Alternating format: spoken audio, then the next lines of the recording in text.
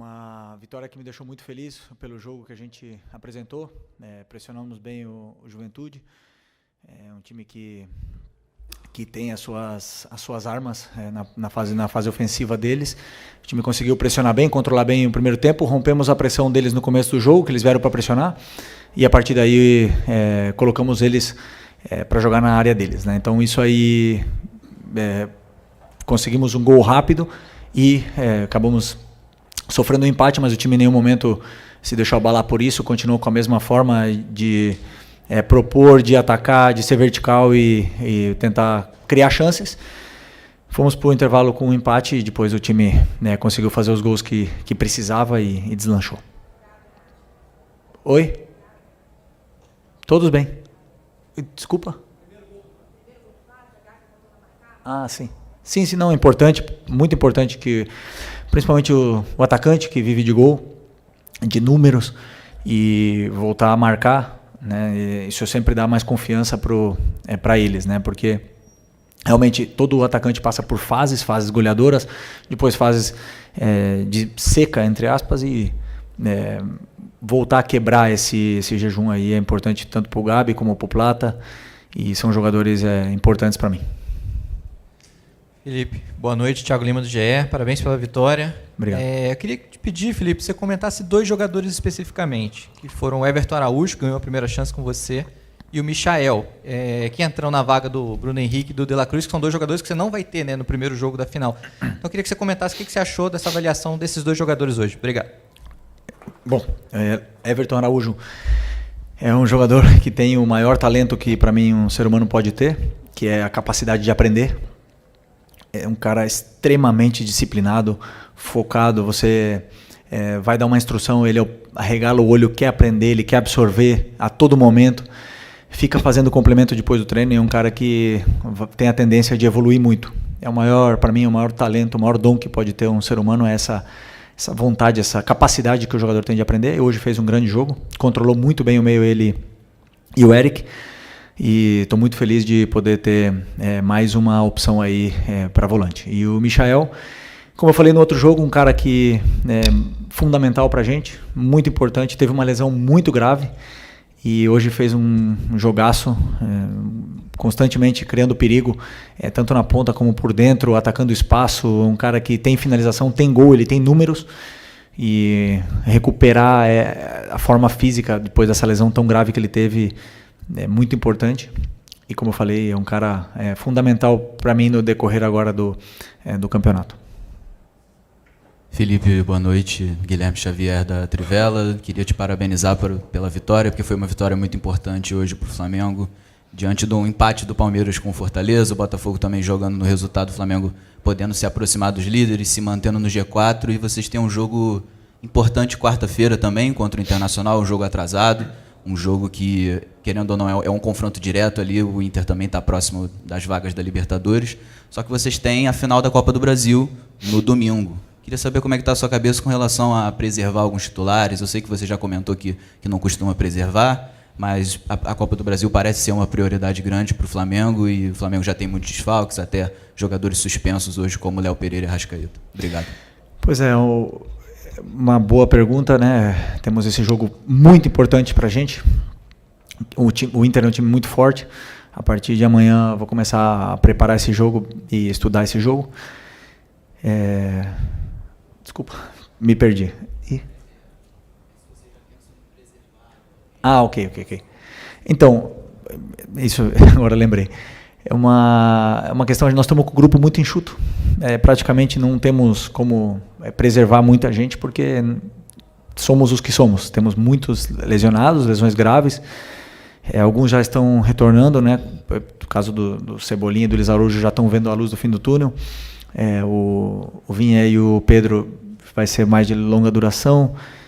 O Nico também vai ser um pouco mais de tempo para ele recuperar bem dessa lesão dele. E o Alex, vamos ver como é que ele evolui durante a semana.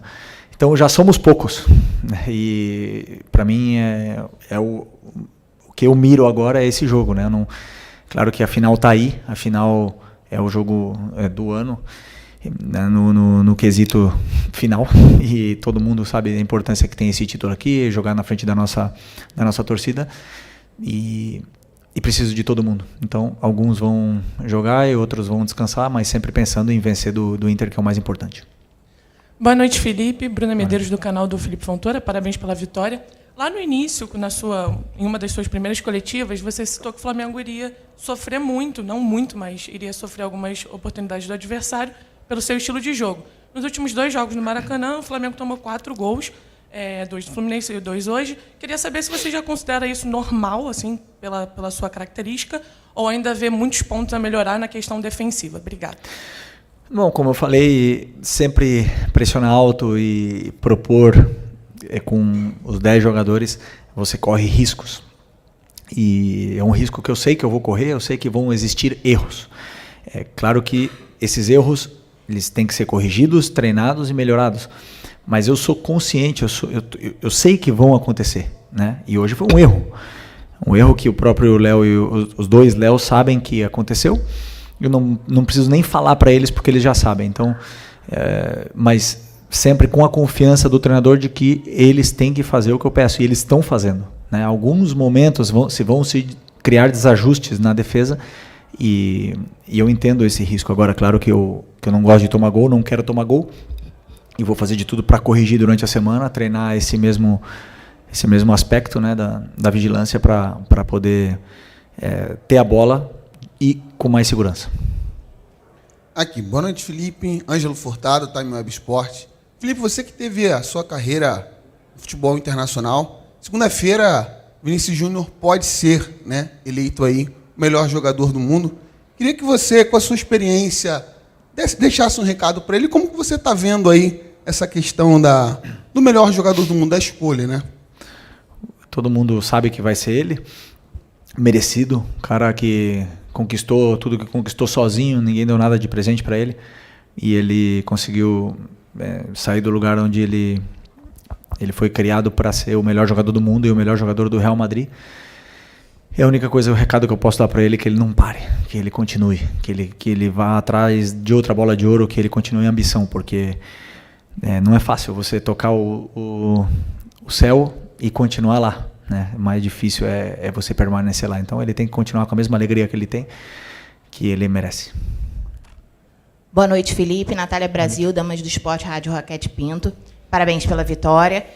Você tem falado, né, em muitas oportunidades que esse Flamengo é o Flamengo do Felipe Luiz, apesar das suas referências, né, de toda a experiência que você passou no futebol. Eu queria que você dissesse o que hoje nesse time já tem a cara do Felipe Luiz, já está do jeito redondinho que você quer, e o que ainda falta corrigir e vai ser aí ao longo das próximas partidas.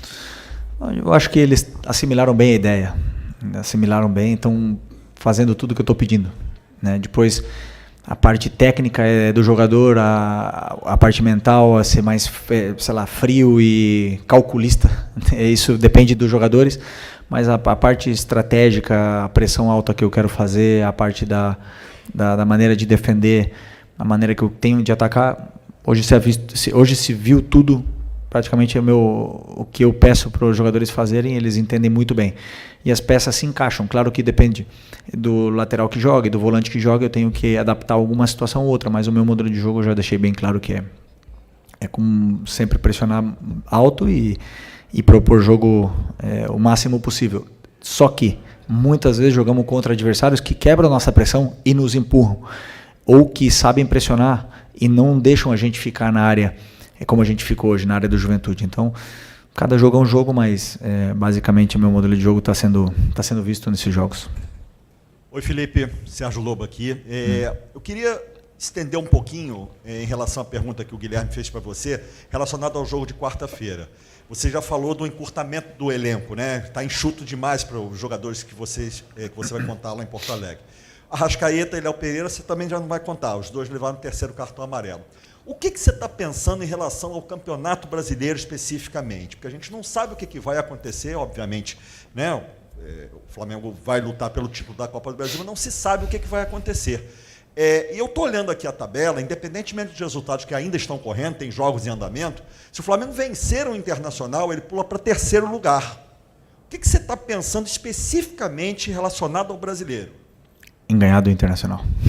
A única coisa que eu penso, preparar muito bem o jogo, preparar todas as soluções para os jogadores que eles possam ter de dificuldade durante o jogo, como a gente vai atacar, como a gente vai defender, e ganhar do Internacional. É a única coisa.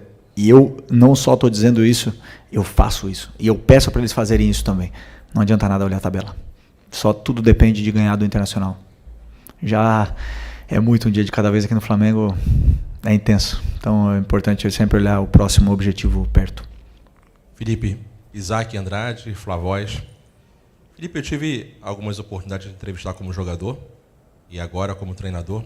Uma das questões que mudou um pouco é que nas entrevistas das coletivas aqui como treinador você tem assim vindo com bastante emoção, né? Bastante emoção na veia. Você vem assim, ainda parece que está no ritmo do jogo. E a gente sabe que a emoção é um dos fatores decisivos também, que inclusive influenciam diretamente na técnica, na tática, faz com que os jogadores avancem. Essa emoção do Felipe Luiz, essa tua forte emoção, como é que você transforma isso em incentivo para que os jogadores possam vir para cima e ganhar, como possivelmente aconteceu hoje no intervalo de jogo, de um primeiro tempo mais sonolento, vamos colocar assim, mais estudado, para um segundo tempo mais vibrante, onde o Flamengo parece que despertou e veio para cima com tudo? Bom, primeiro sobre a pressão, eu amo viver sob pressão. É o que me motiva, o que me gera essa paixão toda que eu tenho é agora, para mim, falar com vocês aqui, é pressão. E eu me sinto confortável nesse momento. Então, estou mais vivo do que nunca, né? Quando eu não tenho isso, quando eu estou de férias muito tempo, aí é quando eu me preocupo, né? Quando eu tenho isso aqui, essa cobrança, e me exigir ao máximo e aprender, e tá toda hora tendo que evoluir, aprendendo, inclusive falar como treinador numa coletiva, tudo isso aqui me desafia muito e me faz evoluir como ser humano e como técnico, né? Não concordo contigo que o primeiro tempo foi um primeiro tempo sonolento, não concordo. Eu acredito que, aliás, eu não tenho nenhuma dúvida que não é fácil, nunca foi nem nunca vai ser fácil atacar uma linha de 5 com 4 e 1. Não existe. E a gente viu o Botafogo Criciúma, nós vimos o Manchester City hoje. Não é fácil atacar uma linha de 5 com 4 e 1. E hoje o nosso time, o que fez? Empurrou o Juventude até a área deles. Eles ficaram defendendo em bloco baixo. O que a gente pode fazer? Continuar atacando, rompendo espaços, rompendo linhas, criando chances de gol para tentar vencer. É a forma que eu penso que eu estou mais perto da vitória. Se eu deixar virar o caos, esse ida e volta, não acredito que isso me leve mais próximo à vitória. Eu acredito que isso é mais um cara ou coroa, uma moeda ao ar, e às vezes pode cair do nosso lado e outras vezes do lado deles. Mas o que eu gostei muito do meu time hoje foi que fizemos um primeiro tempo onde empatamos, onde o time ficou, e em nenhum momento eu vi os jogadores ansiosos, em nenhum momento eu vi os jogadores acelerados e desesperados para fazer gol de qualquer jeito. Todo mundo se manteve na posição e na função que eles tinham no campo, e as jogadas naturalmente iam fluir. O adversário também cansa, o adversário tem que correr, também concede erros e chances do mesmo jeito que a gente, e conseguimos aproveitar, né? E não é fácil, como não foi na Copa do Brasil para o Corinthians contra a gente. Não é fácil, nunca é fácil atacar uma linha de 5. Boa noite, Felipe. Léo José, do Coluna do Fla. No meio de semana você utilizou o Alcaraz em uma das formações ali, né, do meio de campo, fazendo treinamento junto com o Everton Araújo. E agora no jogo de hoje, quem começa é o Pulgar e o Everton Araújo. A questão é, o Alcaraz, para mim, na minha visão, no segundo tempo, ele entrou um pouquinho abaixo da rodagem do restante do elenco, né? Ele errou alguns pontos individuais que acredito que, assim, questão de adaptação, de entrosamento, ele vai melhorando. Mas a pergunta é, o que fez você, Felipe Luiz, escolher pela dupla de volante Everton Araújo e Pulgar, e não o Alcaraz e o Pulgar, ou Alcaraz e Everton Araújo, por exemplo? Bom, eu não só testei o Alcaraz, senão que eu dou chance durante os treinamentos. Não é chance, senão eu crio essas relações durante os treinamentos para que eles vão se encontrando e vão conhecendo o companheiro que ele tem do lado, né? Então eu sei das características do Alan, conheço perfeitamente o Eric, joguei com os dois, joguei com o Everton também, e tenho o Charlie, o Alcaraz. O Alcaraz é um jogador super importante, é um jogador super interessante, 21 anos, tem muita força, Tem tudo. E eu estou fazendo de tudo e estou dando todo o carinho para ele poder se desenvolver e se soltar e ficar tranquilo para que ele possa performar da melhor maneira. A minha decisão que eu tomei hoje, Eric e Everton Araújo, foi puramente estratégica em plano de jogo. Então eu não olho muitas vezes o que vai sentir esse jogador ou o outro quando eu coloco um ou outro. Eu penso no que o adversário vai propor, o que eu preciso do meu jogador que eu vou colocar no campo. Muitas vezes vai ser o Alcaraz, outras vai ser o Everton, outras vai ser o Alan. E o importante é que eu posso contar com todos eles. Verdade que você falou que o Alcaraz entrou um pouco mais na frente. É a posição que ele mais talvez se sente confortável em jogar. Jogando num 4-3-3, num passo mais à frente do que o primeiro volante. Onde ele entrou e pouco a pouco, um jogador de 21 anos no Flamengo, a gente precisa dar carinho para ele, saber do patrimônio que a gente tem, valorizar ele o máximo possível para ele poder performar e a gente ver a melhor versão do Charlie aqui. Boa noite, Felipe. Bruno Castanha. Vou pegar um gancho na sua resposta de agora sobre a questão do Alcaraz. Você falou que ele prefere jogar um pouco mais avançado, né, esse meia. Você enxerga que essa posição é melhor para ele performar e entregar? E acrescento também sobre o Plata. Plata também é um jogador versátil, joga em mais de uma posição. Você tem escalado muito ele como um falso 9. Também você entende que essa é a posição que ele pode te entregar mais, performar? Ou é pela circunstância agora? Obrigado. Desculpa, o Alcaraz ele não falou que ele prefere jogar, né? Eu entendo, por característica, ele tem a tendência a ficar sempre um pouco mais alto do que um volante mais fixo. Mas ele quer jogar em qualquer lugar. Ele não reclama nunca. Ele quer o que o Charlie quer é ajudar. E isso me encanta, né? Essa fome que ele tem, essa ambição que ele tem, e ele só vai crescer. Sobre o Plata, eu estou realmente para mim, ele compete em posição tanto com o Bruno Henrique e Michael para jogar na esquerda, mas sabemos que a melhor versão dele é na direita. Aí ele compete com o Gerson, que está jogando nessa função agora, e eu vejo ele como 9 porque ele tem muita velocidade, ele tem boa relação com bola, e ele ataca muito bem o espaço. Desculpa. E eu sempre tento dar minutos para ele também poder ganhar confiança, porque ele é muito importante para a gente. Hoje ele entrou, fez um jogo excelente. Mas ele sempre tem a tendência a tirar para a posição dele, né? Então, se eu coloco muitas vezes ele de 9, ele tem a tendência a voltar para a ponta. E isso se requer trabalho, se requer tempo para ele entender os movimentos. Claro que um 9 de origem, de ofício, deve fazer. Então, mas isso o mais importante é que eu tenho aí os coringas à disposição. E eles aceitam jogar em qualquer posição para ajudar a equipe e colocam a equipe acima de tudo. Aqui. Boa noite, Felipe. Vinícius, canal Vini Rubro Negro. Após o jogo contra o Corinthians, o Fabrício Bruno disse que iria conversar com você para tentar entender um pouco qual a ideia você tem para a zaga. Na próxima partida, o Fabrício Bruno provavelmente vai ser titular, porque o Léo Pereira tomou o terceiro amarelo e não joga. Queria que você pudesse falar um pouquinho o que você espera de um zagueiro para ser titular nesse seu sistema defensivo e como o Fabrício Bruno pode colaborar para o próximo jogo, por exemplo. O Fabrício, como eu falei nas outras coletivas, é um jogador espetacular, e para esses jogos agora eu preferi começar com o Léo Ortiz e o Léo Pereira por uma questão também estratégica de plano de jogo. Contra o Fluminense eu preferi começar com o Fabrício por uma questão de estratégica de plano de jogo, e não errei, ok? Não veio a vitória, mas o que eu vi do Fabrício me agradou muito. Eu já conheço ele também, não é novidade, e o Fabrício tá para ajudar também a equipe. Então, sempre deixou muito claro isso. É um cara que, tanto ele como o Davi, sempre estão treinando bem, estão se esforçando, estão ajudando a equipe do lugar que está tocando eles ficar agora, que não entraram hoje, por exemplo, mas ajudaram a equipe. E provavelmente no próximo jogo, como você falou, o Fabrício pode jogar e talvez o Davi também. Então, são jogadores muito importantes para mim e já entenderam perfeitamente como eu quero jogar, e pouco a pouco eles vão tendo minutos, como eu falei. Eu preciso de todo mundo. O Fabrício entrou contra o Corinthians e foi um dos melhores em campo. Então é muito bom ser técnico e poder olhar para o banco de reservas e ter soluções, né?